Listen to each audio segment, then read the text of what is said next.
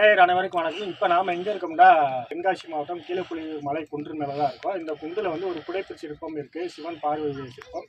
இந்த சிவன் பார்வதிக்கு என்ன பெயர் அப்படின்னு சொல்கிறாங்கன்னா உலகநாத பாண்டியர் அப்படின்னு சொல்றாங்க. இல்லை அம்மாவு பேரு உலக முதுடியார் நாச்சியார் அப்படின்ற பெயர் சொல்றாங்க. இது வந்து முற்கால பாண்டியர்களால வழிபட்ட ஒரு சிற்பமாக சொல்வது. அவருக்கு பின்னாடி வந்த பிற்கால பாண்டியரும் தொடர்ச்சியாக இங்க வந்து வழிபட்டு போயிருக்காங்க. அதுக்கான சான்று தான் இங்க இருக்கு.